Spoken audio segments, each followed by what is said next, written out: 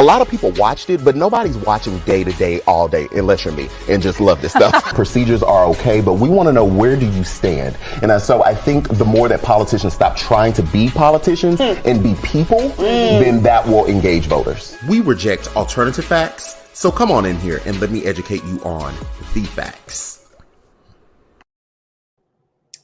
Hello, everyone. Welcome to the Daily Political Briefing. It's me, QuentinRJiles, your host, and I know that you're like, wait, what's happening?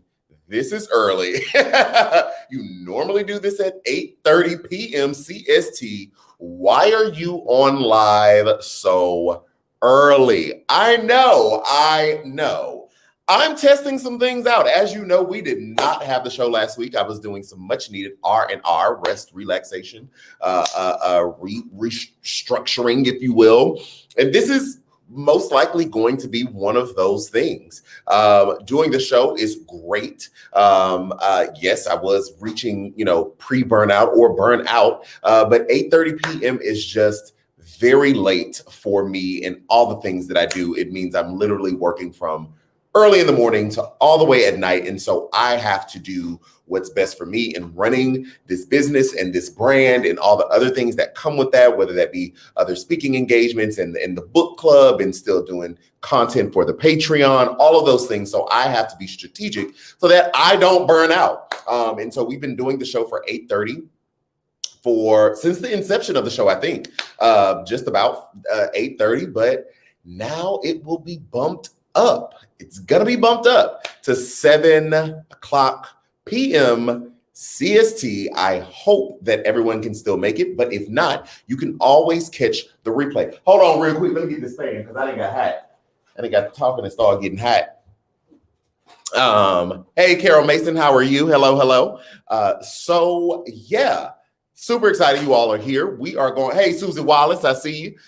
We're not as jam-packed as we normally are because, everybody is used to 8:30, and I made no announcements. I just kind of jumped on and did it. I was like, let's just see. But let's talk about Derek Chauvin's trial today. Let's get into all of that, right? Today was the very first day. And we saw it. I watched Court TV all day because Court TV has cameras in the courtroom and they streamed nonstop. No commercial breaks. When court was in recess, that's when they went to break and then came out and, their commentators talked about it. But for the most part, or not even for the most part, other than that, they were always in the courtroom. So that is who I chose to watch today because I wanted to watch, I went to watch the trial and I'm going to be covering the trial. And so we saw 3 witnesses today. We saw opening statements from the prosecution and the defense, 3 witnesses. And the trial actually got cut at the end because there were some technical difficulties, not on our end, but I guess in the courtroom. And so the judge was like, okay, let's go ahead and, cut that down.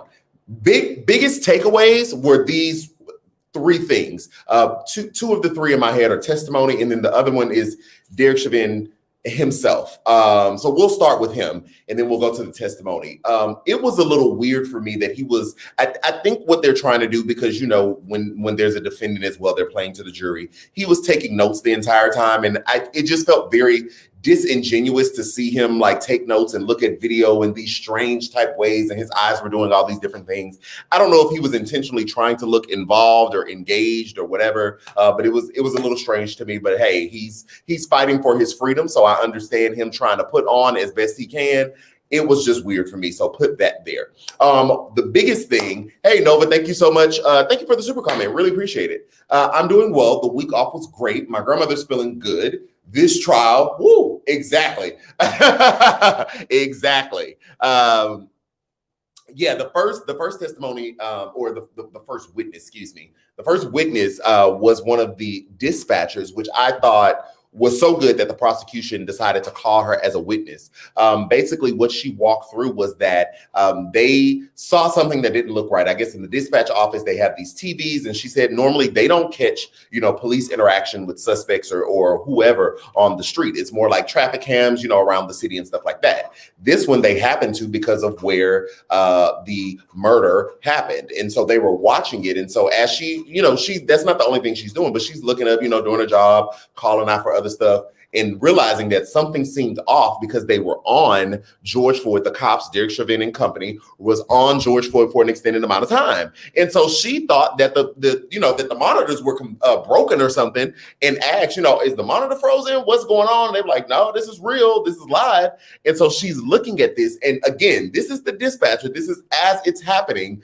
Felt like something was wrong and decided to call the sergeant. Now, what we learned is the sergeant there are sergeants in the field in Minneapolis, and the sergeants are basically like the cops manager, like they're on the job boss, right? So if there's an issue or something like that, you call a sergeant, they come in, do whatever it is sergeant's supposed to do. So she calls the sergeant, and this was what was damning for me because they replayed the tape, right? They played the tape, the recording of her calling the sergeant. She starts out the conversation talking about, and you can call me a snitch, but excessive use of force. And they have not called in the excessive use of force to us, which led me to believe that when police use excessive force, that, they're supposed to radio that in, let people know or whatever. The fact that she started off with, you can call me a snitch or not, means she automatically felt and knew whatever it was they were doing on that monitor that she was looking at was not right. Period, point blank. So that, again, that is the dispatcher that is on the job. She's at her 9 to 5. Okay, she's at her 9 to 5. She's getting her check, doing her job, and realizing that something is not right. And to start a conversation by saying, you can call me a snitch, lets me know, first off, I already know what it is. We saw the tape. We know what it is. But further lets us know that our eyes are not lying, because if we as lay people, we as people not in the field, right? We as the argument, well, cops are under this tremendous pressure, yada, yada, yada. Okay, so us that are not cops, us that are just normal citizens, you got a person that's a dispatcher. No, she's not a cop either, but is looking at this and is like, something's not right here in the normal scope of practice that we are used to, interacting with people, or at least getting a phone call or a buzz in to say, hey, excessive force is used. She happened to catch it on the camera, like, this clearly seems excessive. What we come to find out is that it was because they murdered him, or Derek Chauvin murdered him. Allegedly, they're in trial. Allegedly murdered him. Put that out there. Got to put that out there because I forgot, baby. This is a business. This is a brand. We ain't got time for no lawsuit. So allegedly murdered him. Something wasn't right. Something wasn't right. And so her testimony to me was so damning. It was so damning because she's not on the ground. She's not like the other witnesses that was, recording it, or that was right there yelling at the cops, like, stop doing this, do something different. This is a dispatcher at her job talking about it. So I thought that was very damning. That was my perspective. And then when we go on to the young man, the third witness of the day, if you go back into our minds, when we of the George Floyd video, when you hear a man talking, basically saying you're choking him, he calls them bums a couple times, and he's like, get off his neck, bro, get off his neck. Y'all remember the guy, that distinct voice? So he showed up today and he was like, not having it. He was not having it. But I think it's so interesting to me that this man was an actual fighter. Now, they walked through how he even got there. He said he was out with his son earlier that day. He ended up sneaking away, heading down to the store. And on his way to the store, he walks across the scene of Derek Chauvin, the other cops, and George Floyd. Then we learned a little bit about his background, about how he is a fighter. He's been in amateur and professional fights. So him telling him that you're choking him is because he has a point of reference, is because he does this MMA type fighting where they use chokeholds and all this other thing to subdue their opponent. But in that context, in that sense, both parties are agreeing to spar to this, right? So it's not the same thing, but that's it. I think it's just so interesting, and for me, I think it's so interesting that he was there. He was one of the witnesses, and another one of the witnesses was an off-duty nurse that wanted to check his pulse. And I said this in one of my videos. I'm not saying that George Floyd had to die. I am not saying this, so hear me clear. But I think it's so interesting that this murder happened and one of the two main witnesses were experts in their field of what was actually happening, right? And it's all on tape. It's all on tape. Y'all know, and if you don't know, hey, welcome here. Everything happens for a reason, and the day Derek George Floyd was allegedly murdered, that wasn't news to God. Like, he knew that was coming. We just found out. So I find it interesting, and when I say God, again, because if you're new, I'm talking about Jesus, God the Father, God the Son, God the Holy Spirit, Jesus Christ. Hello, come on, somebody. I just find it very, very interesting that the death of this man, which sparked this or revitalized the revolution, if you will, that has changed the world, if you will, like his daughter said, was witnessed by someone who was skilled and expert was skilled and an expert in the field of chokeholds, if you will, fighting what airways and all that other stuff, and a whole nurse. That's all I'm saying. That's all I'm saying. I'm not making a statement that George Floyd had to die, but I just think I just find it very interesting that those were the witnesses to this atrocity. So anyway, he's a great witness as well. He was talking through his expertise. Excuse me. He was talking through his expertise in takedowns. And so he's like, yes, see, look at him now. They walk through some video of Derek Chauvin readjusting his position, knee on the neck. He's like, he's shimmying there. You see him putting his weight on it, that thing. And so basically, so much so that the judge actually had to like put a pause on it, probably, I believe, because the defense asked for a sidebar, because the witness was giving more of opinion rather than what he saw. But an argument could be made that he has to give opinion because he's technically, although he's a witness, technically he's an expert type of witness as well to a certain degree. So I thought that was interesting when the judge kind of had to like, no, you're not, it's not you. But, I need the lawyer to ask you more specific questions and you just give what you saw, not so much opinion, because he was giving a lot of opinion. Like, this is what it was, and we saw what it was. But I thought that moment in the court case was intriguing to me. It was intriguing to me. And really, that was the first day. So we started about 9:30 and we ended at about 4:30. But that really was the day. The opening statements, the conversations, excuse me, not conversations. Sorry, my mind went somewhere else. The witness testimony. And so we will resume tomorrow with that same witness because there were technical difficulties in the courtroom. And so family members that were in other rooms, social distance and all that other stuff, couldn't see the trial or something happened. And so the judge was like, well, we was going to stop at around 5:30 anyway. And it was around 4:30 at the time, like just no man Pam, let's go ahead and shut it down. So they're going to resume tomorrow at 9:30 CST with that witness. So they're going straight into witness testimony again, that man that we hear on the audio, we're seeing for the first time, excuse me, we're hearing on the audio or heard on the audio, basically trying to get the cops to do something different. So we'll continue that tomorrow. So, I'm all going to be all the way dialed in. I thought the excuse me, two things from the lawyer's perspective. The prosecutors, that's the state prosecuting against Derek Chauvin, did make it a point to say, you're going to hear, or they're going to try to bring up George Floyd's past or the fact that he had drugs in his system.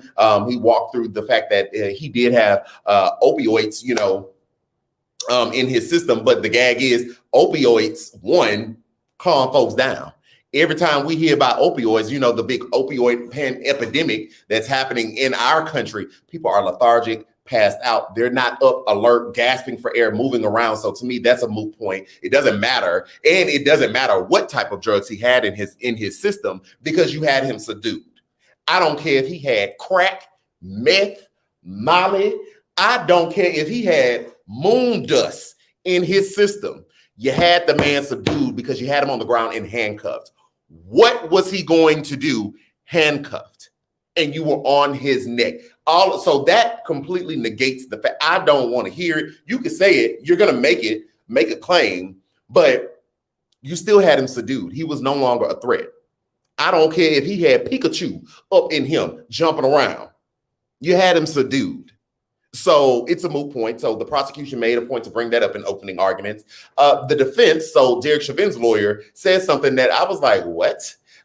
Tried to make a claim that, the officers couldn't really give George Floyd care because there was a crowd that was distracting, talking about the witnesses that came forth. So a part of the argument in the opening statement was that these people you had to do crowd control. That's why you couldn't render aid to Derek. I keep saying Derek. To George Floyd when there were 4 cops. There were 4 of you. You saw Tao, the cop of Asian descent, already doing crowd control. So what are you talking about? You stop trying to make a thing a thing. It's not a thing. Stop trying to make fetch happen for your client. It's not going to happen. It's not going to work, Gretchen. We're not buying it. So tomorrow will be another day. It'll be a new day for the Derek Chauvin trial for the murder of George Floyd. We will be watching that. I'm gonna be all the way updated, giving you the deets, if you will, dropping all that and all that good stuff like that. Also, it's I have not made a video, but I'm definitely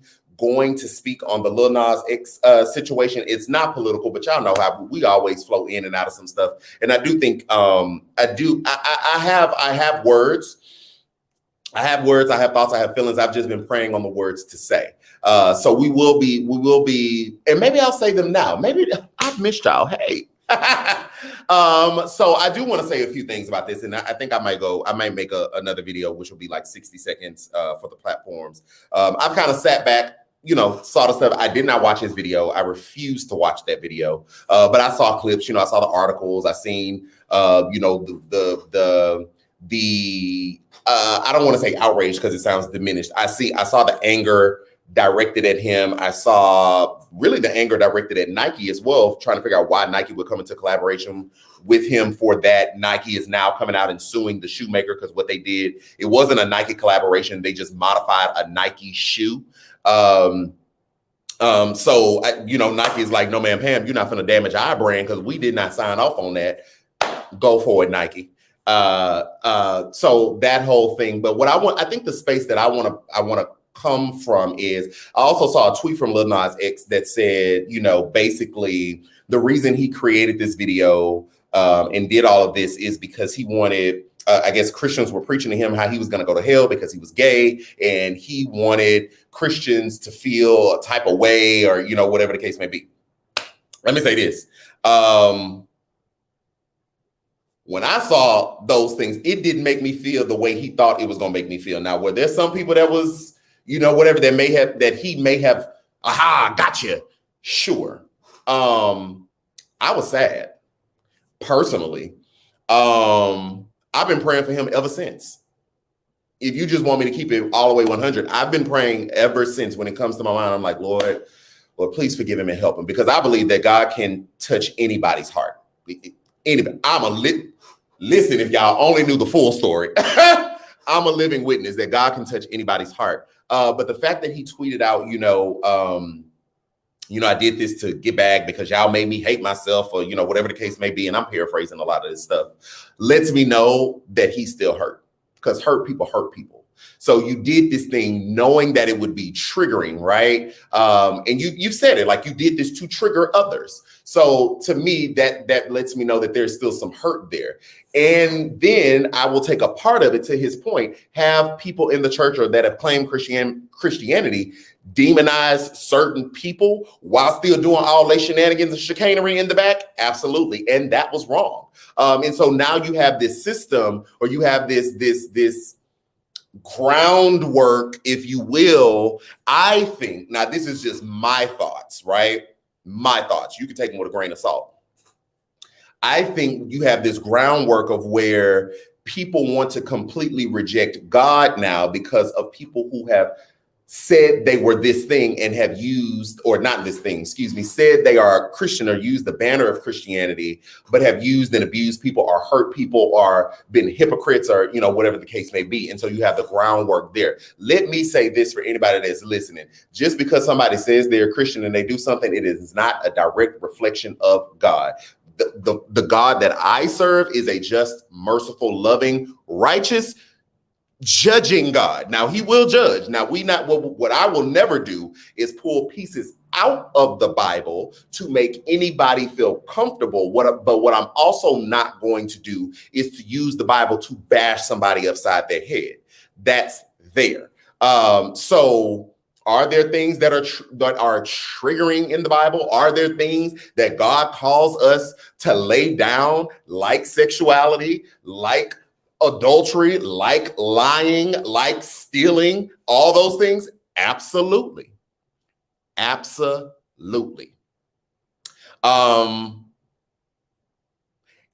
is he slow to anger and loving and graceful and will walk you through your junk because he wants you to come to him? Absolutely. Absolutely. So for me, it didn't trigger me in the way I think Lil Nas, well, not even I think, he said it, how he wanted it to be triggering. I'm praying for his soul. I'm praying for his soul. And I believe that God can touch anybody.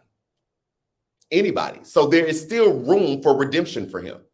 He can still come back. But what I won't do is placate or pull pieces out of the Bible to make anybody feel better.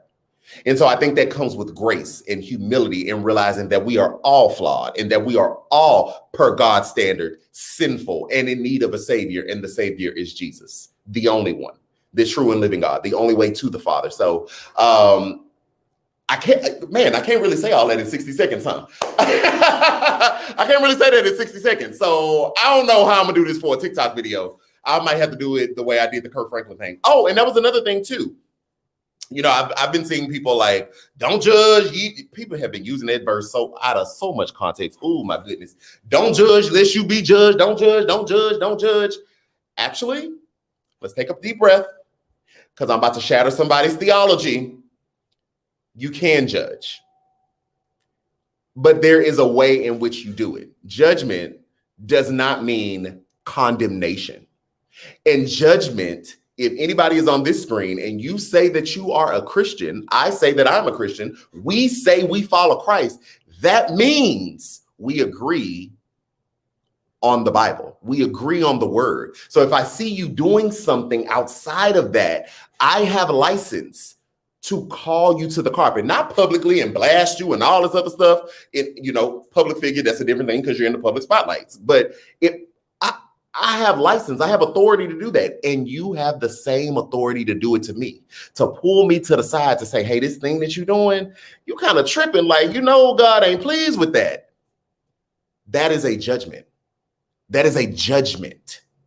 What the word is talking about is not condemning folks, saying you doing this and that's it. You ain't never going to heaven. God is going to smite you down and all this other stuff. That's condemnation. We don't have license for that. I don't have license to condemn not a thing, but I do have license to say you and me who agree, if you out of pocket, hey, what's up? Do you need me to walk with you? Do you need me to pray for you? What's going on? How can I help? That's judgment. We can do that. Now, for people who are not Christians, hey, how y'all doing? For those that are not Christians, per my Bible, that judgment is already done. So I'm not even holding you to Christian standards and principles because you don't submit. You don't agree to them. So when I say, hey, we ain't really supposed to be doing this. If you're not a Christian, I can't hold you to that standard. I'm going to still pray for you. I'm going to still love you because I believe you are an image bearer. I'm not going to treat you any different, right? You're still a person. The only difference will be between the brethren because we have said we agreed on this thing. Think about this. This is an example that just came to me. Like if I get married, right? I can't hold a woman I work with to the standard that I hold my wife. We are in covenant. We said we agree. So we are doing the thing. What would that, like, you are not here.